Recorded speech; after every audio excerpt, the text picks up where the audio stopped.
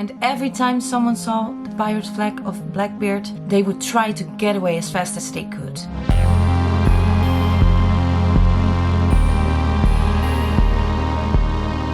Hi everyone, welcome back to a new video. I know I promised that it wouldn't take another year, but unfortunately it did.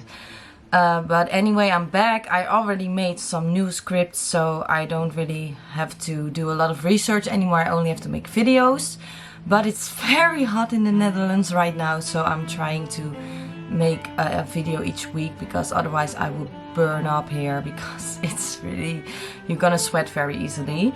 I try to look a bit like a pirate because we're going back to the midst of the sea. I started with the Flying Dutchman, of course, because I'm Dutch. And now I'm going to talk about Blackbeard as promised. There's gonna be more. Also about the midst of the sea. The next one will be about mermaids. And I also made a few other scripts for other subjects like supervolcanoes, missing person, mysterious deaths, things like that.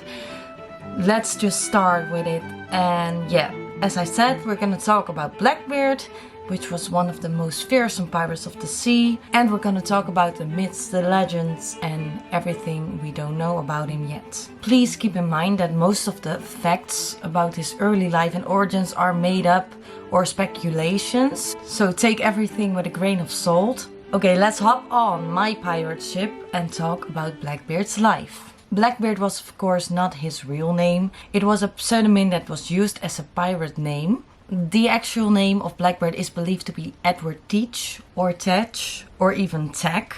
But since he was known as Blackbeard, no document has mentioned him as Edward Teach. He was born around 1680 in Bristol, England, and he died on November the 22nd, 1718 in Ocracoke Island, North Carolina, which would make him around 38 years old when he died. Not much is known about his early life, but it is believed when he was around 30 years old, he left Bristol in 1710 to make his own luck in the New World, which is now known as the Americas. Some stories claim that he left Bristol with his companion Israel Hand, but this is uncertain. It is believed that he worked as a privateer for the British during the War of the Spanish Succession, and it is said that he lived in Jamaica for a while, and then he left for New Providence to enjoy the island's benefits. And as a privateer you are allowed to engage in maritime warfare under a commission of war. Either way, it didn't take long before he decided to join the crew of Captain Benjamin Hornigold. And Hornigold was known as a very skilled captain. He worked as an officer in the British Navy and had been a part of many succession wars, but that wasn't the path he was following anymore. Hornigold decided to live the pirate life, and of course Blackbeard decided to follow him. And under Hornigold's command they decided to seize merchant ships. And this happened from 1713 until 1717. Hornigold was sailing a ship named the Marianne, but after a mutiny in the summer of 1760, he and his supporters were left with a captured sloop. By 1717, he had captured a 30-gun sloop that he named the Ranger. It was probably the most heavily armed ship in the region, so it became a lot easier to seize other vessels. And during this time, Edward Teach was Hornigold's second in command. And since Hornigold used the Ranger for his piracy, he decided to gift Edward Teach the sloop. And together they seized 3 merchant ships in the spring of 1717. Hornigold was now in charge of a whole fleet. A captain who escaped Hornigold's attack reported that he had 5 vessels and around 350 men in his crew. He continued pirate operations from Nassau, which was known as the Pirate Republic, until December of 1717. King George I issued the Proclamation of 1717 for suppressing pirates in the West Indies.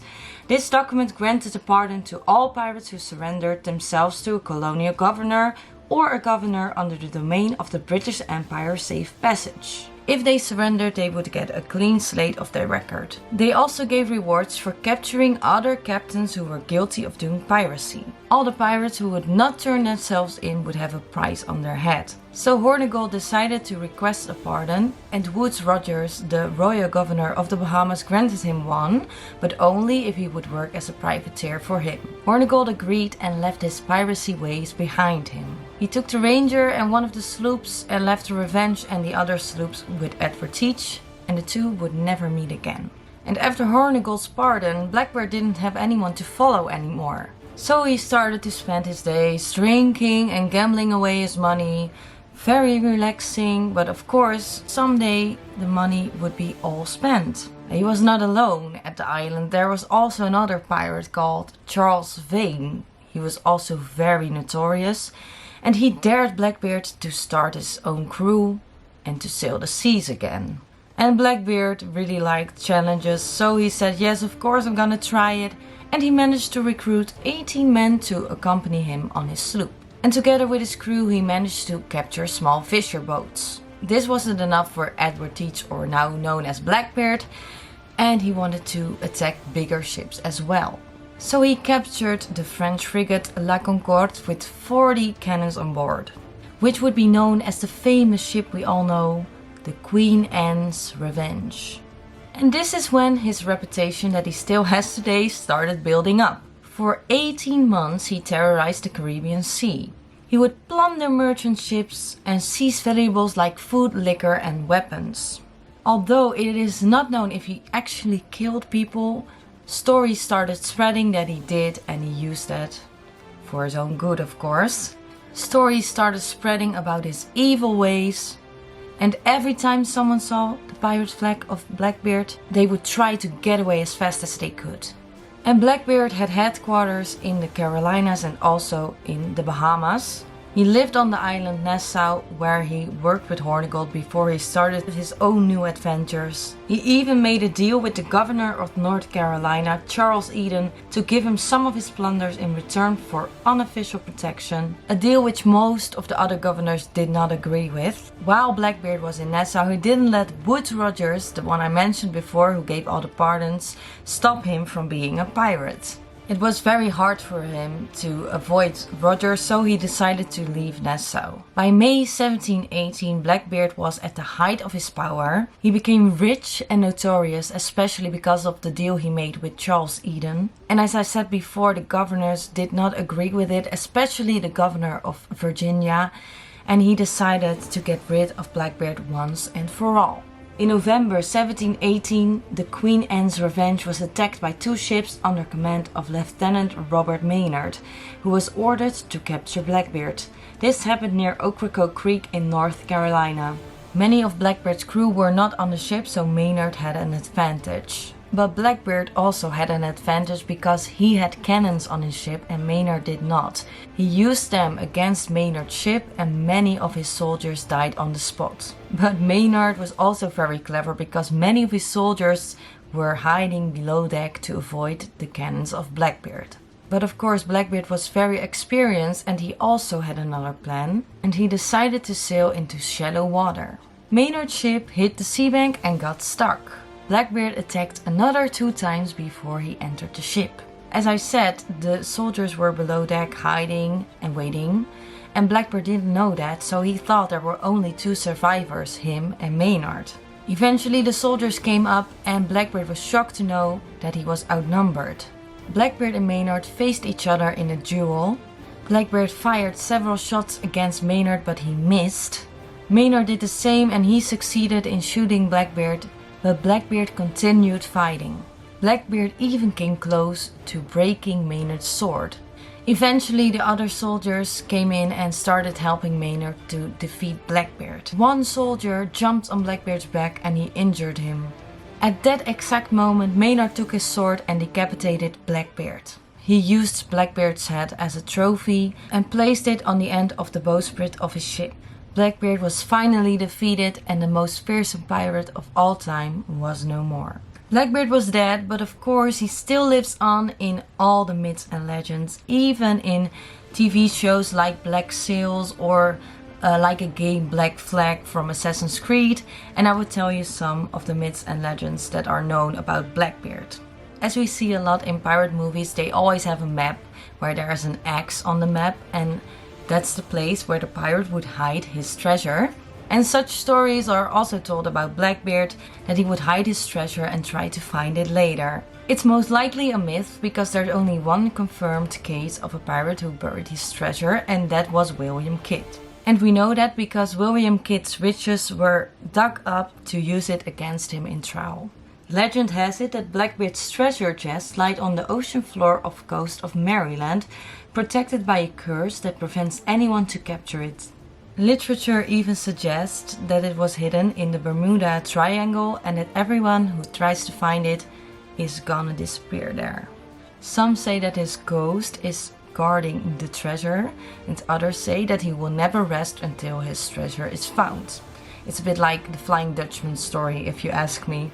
Another cool story, which I have seen in TV shows and in games as well, is that Blackbeard would lit up his beard before battle.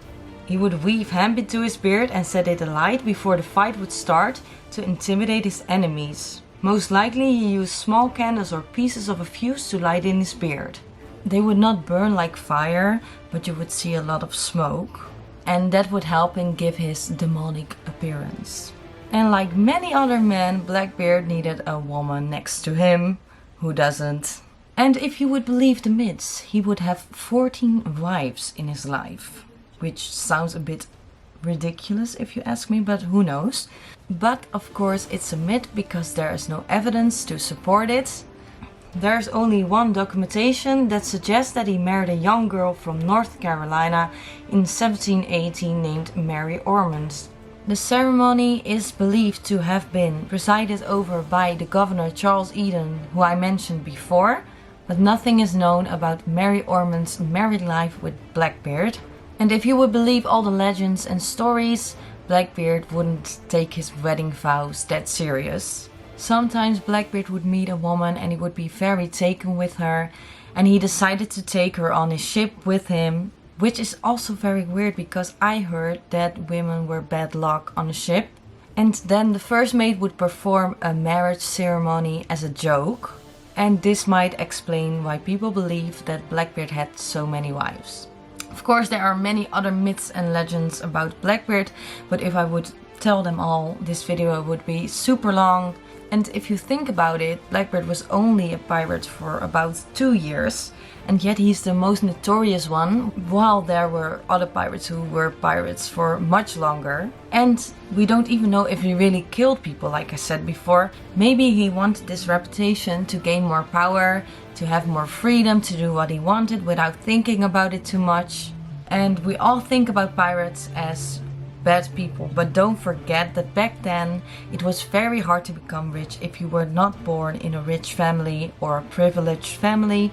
So I always feel a little bit of sympathy for the poor people who try to make their own money. But of course I'm not saying that it was right what they did, but yeah, we all are intrigued with pirates, I think. If you see how many movies and games are made about pirates, I really love pirates, so I always have a soft spot for them. So I really hope you enjoyed my video about Blackbeard.